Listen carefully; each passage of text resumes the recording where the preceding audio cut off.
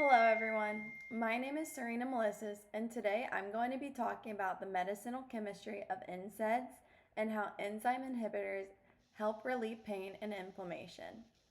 I picked this topic because NSAIDs are some of the most commonly used medications in the world.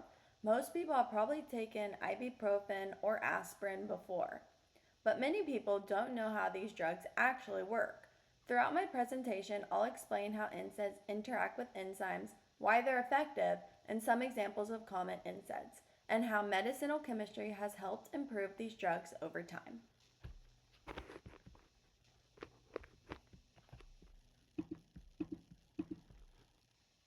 So before I get started, here's a quick overview of what I'll be covering. First, I'll explain what NSAIDs are and why they're so commonly used. Then I'll go over what causes pain and inflammation in our bodies and introduce the COX enzyme that NSAIDs target. After that, I'll explain how these drugs work and connect them back to concepts we've learned in medicinal chemistry. Then I'll talk about some common NSAIDs like ibuprofen, naproxen, aspirin, and celecoxib. I'll also discuss why side effects happen, how medicinal chemists have improved these drugs over time, and some current research. Finally, I'll finish with a few real-life applications and compare the different NSAIDs.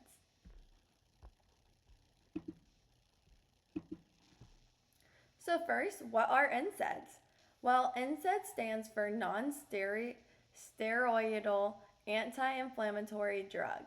These medications help reduce pain, swelling, inflammation, and fever. They are one of the most commonly used drug classes because they're available over the counter and work for many different conditions. People use NSAIDs for headaches, muscle soreness, sports injuries, arthritis, menstrual cramps, and even after dental procedures. One reason they're so popular is because they don't just cover up pain, they actually reduce the inflammation, which is often the cause of the pain in the first place. Since millions of people use NSAIDs every day, they're a great example of how medicinal chemistry can improve everyday health care.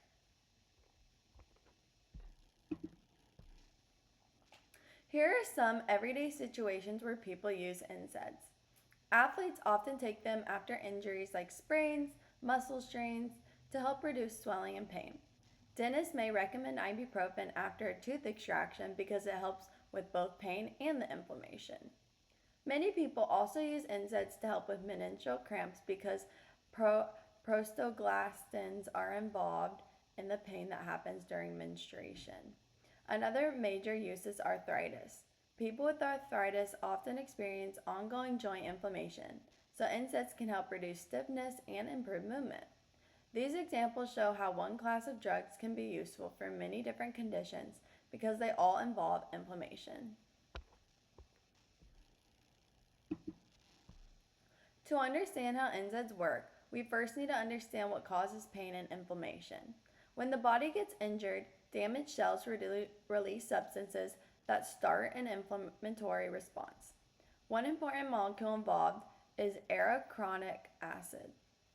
An enzyme called cyclooxygenase, or COX, converts arachidonic acid into chemicals called prostaglandins. Prostaglandins are responsible for many of the symptoms we feel after an injury.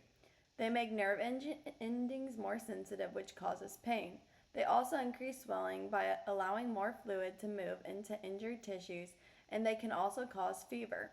Without prostaglandins, the inflammatory response becomes much smaller.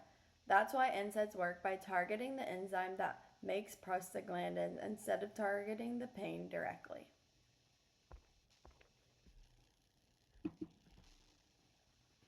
So there's actually two main COX enzymes in the body, called COX-1 and COX-2. COX-1 is always present in the body. It has important jobs like protecting the stomach lining, helping the kidneys work normally, and helping blood clot through platelets. COX-2 is different because it's mostly produced when there's injury or inflammation. It's mainly responsible for making prostaglandins that cause pain, swelling, and inflammation. The problem that many NSAIDs block both enzymes. So blocking COX-2 helps reduce pain, but blocking COX-1 can also remove some of the stomach's natural protection, which is why NSAIDs can sometimes cause stomach irritation, or even ulcers. And understanding the difference between these two enzymes helps scientists design newer drugs that are more selective. So this slide shows the basic mechanism of how NSAIDs work. NSAIDs bind to the active site of the COX enzyme. Once the drug is sitting in the active site, arachidonic acid can't bind, so the enzyme can't produce prostaglandins. Since fewer prostaglandins are made, pain, swelling, and inflammation all decrease. This connects directly to what we've learned in medicinal chemistry because enzymes have active sites where molecules bind, and drugs are designed to fit into those sites. If the drug fits well, it can block the enzyme from doing its normal job. This slide connects NSAIDs back to concepts we've learned in class. The COX enzyme is a protein, and proteins have specific three-dimensional shapes. Inside the protein is the active site, where the drug binds. The drug doesn't just stick randomly. It forms interactions with amino acids inside the active site. These can include hydrogen bonds, hydrophobic interactions, and other forces we've learned about earlier in this course. Medicinal chemists study these interactions so they can design drugs that bind better and are more selective. A better fit usually means the drug works more effectively and may cause fewer side effects.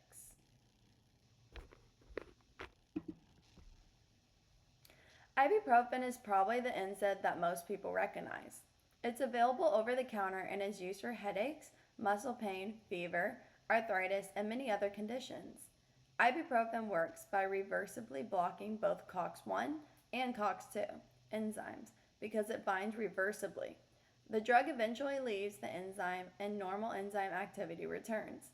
Ibuprofen is a good example of small molecule drug that targets an enzyme very specifically to reduce pain and inflammation. Naproxen works very similar to ibuprofen because it also blocks COX enzymes. One major difference is that naproxen lasts longer in the body. That means people don't have to take it as often. Because it's longer duration, it's commonly used for arthritis and long-lasting pain. Even though naproxen and ibuprofen are in the same drug class, small differences in their chemical structures affect how long they stay active in the body. Aspirin is different from many other NSAIDs because it works as a irreversible inhibitor. Instead of temporarily blocking the enzyme, aspirin permanently changes the COX enzyme by adding an acetyl group. The body has to make a new enzyme before it can work again. Because of this unique action, aspirin is also used in low doses to help prevent heart attacks and strokes. It reduces the ability of platelets to stick together and form blood clots. So aspirin has two major uses. Higher doses help reduce pain and inflammation, while lower doses are commonly used to protect against cardiovascular disease. Celecoxib was developed because scientists wanted an NSAID that causes fewer stomach problems. Unlike older NSAIDs, celecoxib mainly blocks COX-2 while leaving most COX-1 actively alone. Since COX-1 helps protect the stomach lining, this usually lowers the risk of stomach ulcers and irritation.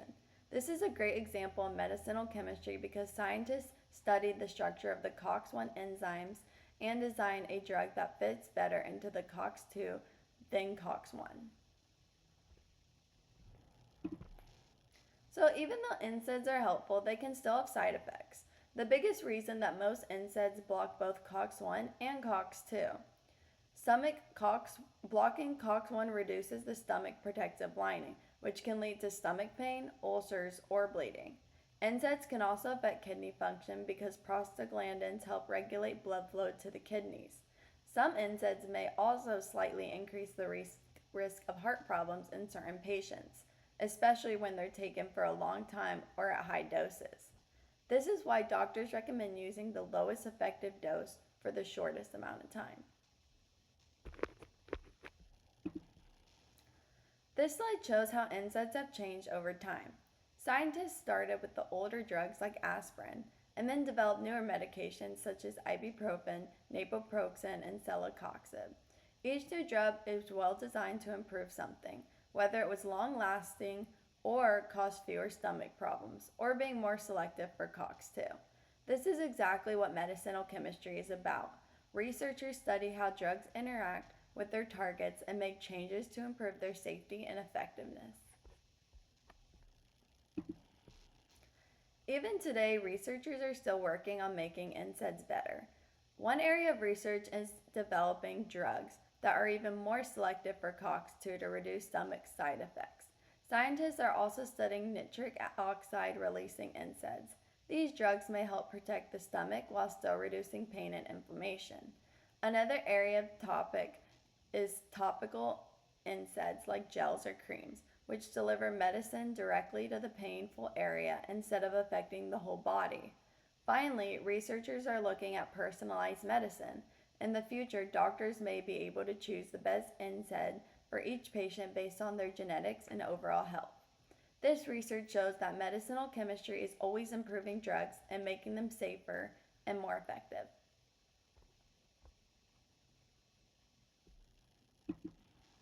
So, one real life application of NSAIDs is treating sports injuries. Athletes and active people often deal with sprains, strains, tendon injuries, or sore muscles after exercise. When an injury happens, the body creates inflammation, which leads to pain and swelling.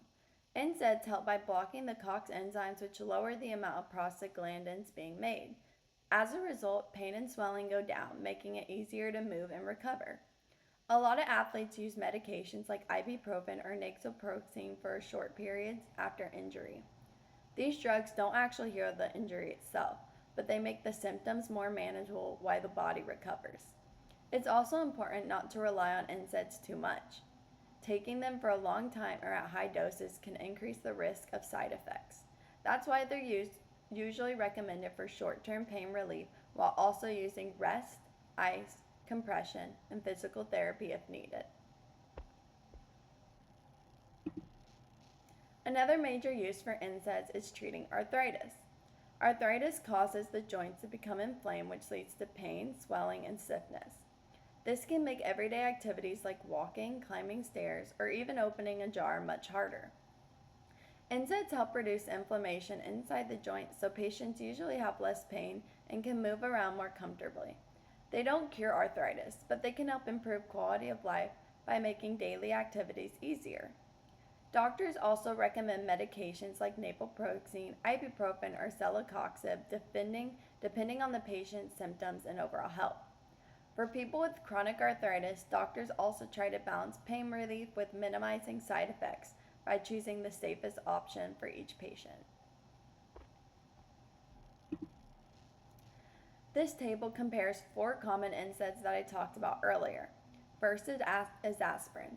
Aspirin is unique because it permanently blocks the COX enzyme, which is why it's also used in low doses to help prevent heart attacks. Next is ibuprofen. It's one of the most commonly used NSAIDs because it's effective for many types of pain and inflammation, and it's available over the counter. Naproxen works similar to ibuprofen, but it lasts longer in the body. This means people usually don't have to take it as often.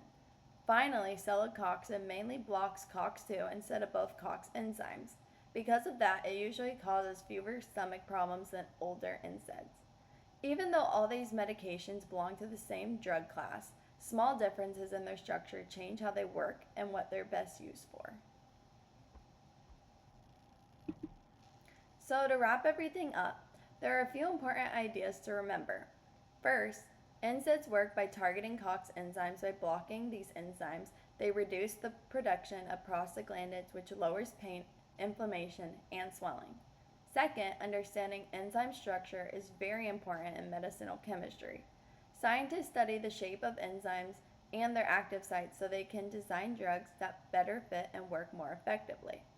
Finally, medicinal chemistry has helped improve NSAIDs over time. Newer drugs like celecoxib were designed to reduce some of the side effects while still providing pain relief. And overall, NSAIDs are a great example of how understanding proteins, enzymes, and drug interactions can lead to better medicines that improve people's everyday lives. Here are the references I used to create my presentation. I used our course textbook along with reliable medical sources and research articles to make sure the information was accurate and up to date.